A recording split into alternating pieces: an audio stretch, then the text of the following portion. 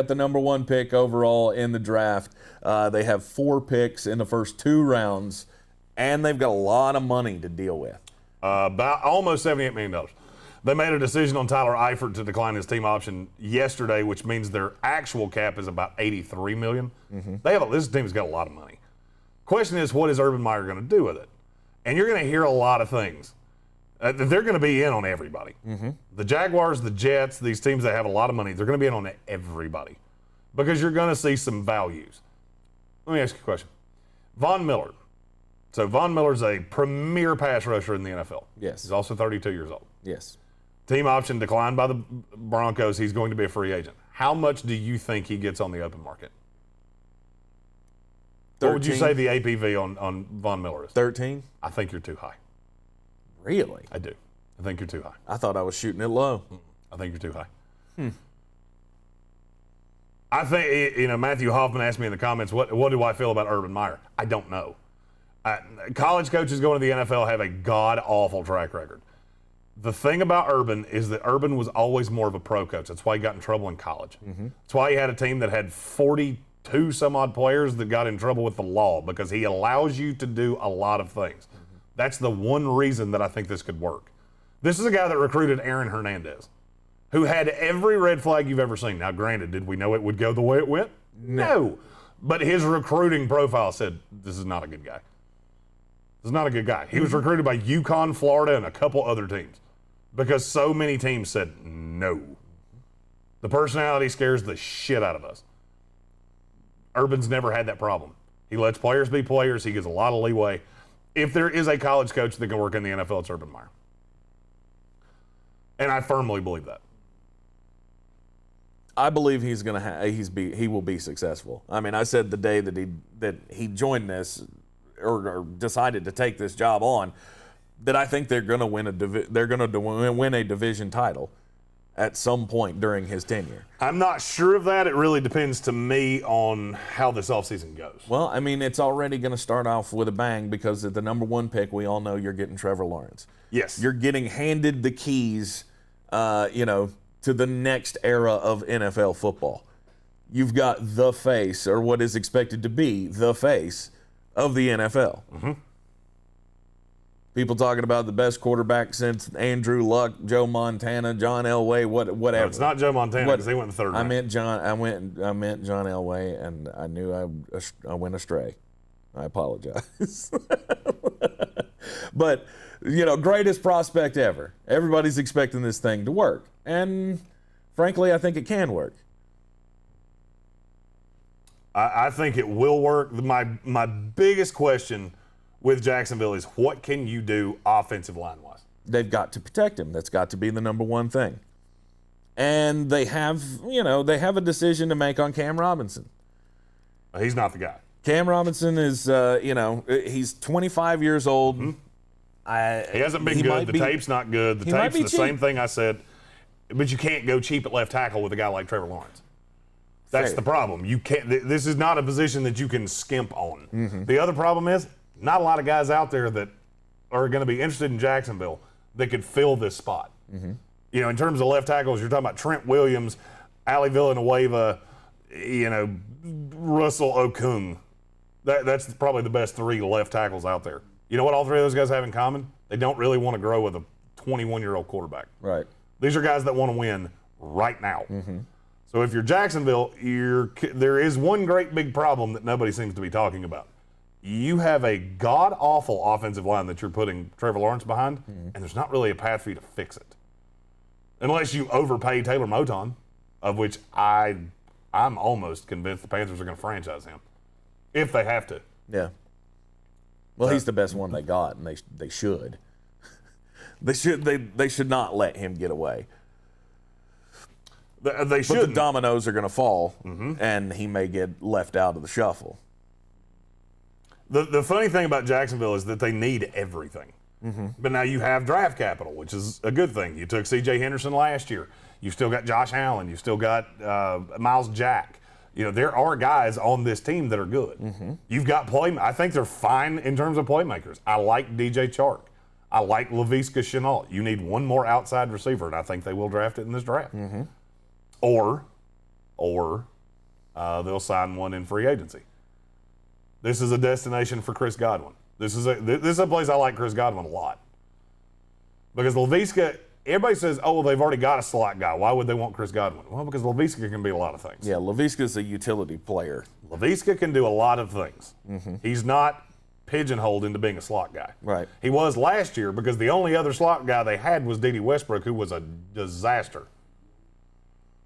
I think that's not a problem now. That's definitely going to be the path to find another weapon. They'll probably draft another running back.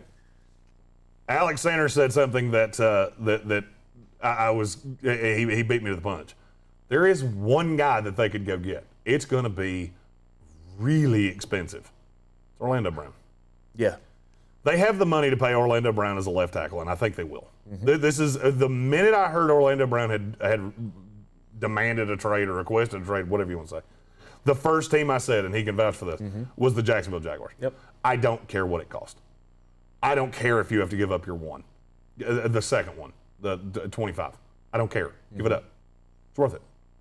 Absolutely. I mean, you're going to have to pay the guy, and I get it, but you got money. You pour as much money into the offensive line as possible. Well, you've got pieces. They do have a couple guys on the offense. Brandon Linder is a good offensive line. Right, but on the interior, both of their tackles are not good. Yeah. A.J. Cann's pretty good. I think they should look into bringing him back as the second guard. But you need two tackles. Right, because Jawan Taylor hasn't panned out yet, but he's young. He is young, and he hasn't been as bad as people think he is.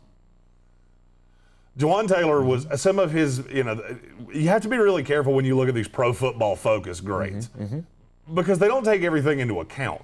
You had two quarterbacks in Jacksonville last year that held the ball longer than damn near anybody in the league. Who's that going to play poorly on? The weak side tackle. Yep. Because they're going to help to the premier pass rusher, especially when you have a bad left tackle that they had to help a lot. It's going to play poorly on Jawan Taylor. The tape on him is not that bad. And his pass blocking grade did drop this past year, 18 points. It did. I mean, it did. So there's obviously room for improvement. The targets that I wrote down for them as far as the offensive line goes are Trent Williams, which, I mean, that would be a long shot in the dark. Maybe you can offer him the most money, and he comes in to be the anchor of the rebuild. You'd have to grossly overpay for him. And I don't see that's something the Jacksonville Jaguars absolutely I could see doing. Yeah, but I don't see you doing it for a 33-year-old tackle. I think he goes back to San Francisco anyway. But he's the best. My thing here is he's the best option on the table. He is, but he's not an option to the Jaguars. Taylor Moton is the other one. Go out and get him, but again, the Carolina Panthers probably won't let him go because I don't foresee the Deshaun Watson thing working out for them. And then trade for Orlando Brown because he is a guy who was a right tackle this past year, had to fill in at left tackle when Ronnie Stanley got hurt, played fantastic, and now he wants to be paid as a left tackle. And it just makes too much sense to match him up because after what we saw this past year with Joe Burrow in Cincinnati, you cannot let that happen. You don't want to lose any of the years of Trevor Lawrence. Agreed. One thing I will say, before we move on to the other team we'll be doing today, watch them take a tight end. Whether it's Pat Freiermuth with 25, whether it's Hunter Long with one of those second-round picks, who, by the way, I am drunk on Hunter Long. That's a dude whose name you're going to hear a lot of times. Kyle Pitts is the best tight end in this draft, but I'm not convinced he's a tight end. Well, he's in everything. He's a Darren Waller. Kyle Pitts is going to be Darren Waller 2.0, and I think he's markedly better. But Hunter Long is my second favorite tight end in this draft class.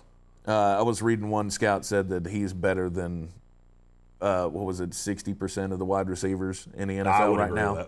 I would agree with that. I think Kyle Pitts is already better than 60% of the wide receivers in the NFL right now. And he's going to be that tight end, wide out hybrid for them. Jacksonville's got a lot. They just have a lot of draft capital to use. And it's great because they have a whole lot of pieces to use. And with the wide receiver talent that's in this draft, and their one problem, I think, is going to be finding adequate help in the secondary. And this is not a great draft. It's not a great draft. It's not a great offseason to be needing that. I mean, if there's a huge weakness, we talked about this on ESPN the other day, if there's a huge weakness in this free agent class, it's at corner. Because it's just not a good one. I mean, I could see them really trying to make a play for William Jackson. And I think their second first-round pick at number 25, if he makes it there, Asante Samuel. Asante Samuel's going to make it there and markedly further than that. Really? Asante Samuel's not a first-round pick. Oh, not really? Close. I thought he was. I like him in the right scheme. I don't know what the scheme's going to look like for the Jaguars. And the problem with Asante Samuel is if you have a scheme that's good for him, it's not good for C.J. Henderson because they're completely opposite guys. I like Asante Samuel Jr. a lot. I don't know that I like him on the other side of C.J. Henderson. Okay. So is there a cornerback that you think could be taken at 25? Since I'm off on the evaluation of him. One that J.C. Horn? J.C. Horn won't be there. Eric Stokes from Georgia. That's too high for Eric Stokes, in my opinion. Okay. If there was, it's so hard because you've already got one guy that's locked in. So you're trying to find a guy that can be on the other side. In my opinion, there's only one, no doubt, top 16 in the draft corner in this class is Patrick Surtain.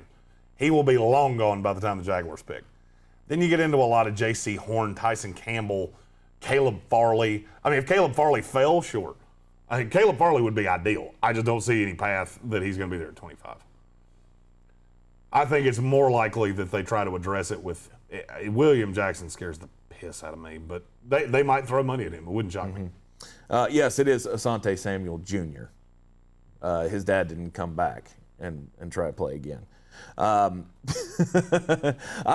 think there's a lot to like about Jacksonville. There's a lot of excitement that should be had about what's getting ready to happen for the Jacksonville Jaguars because they do have the money, they got the draft capital, they're getting the quarterback, and they already have a very well-established wide receiver core.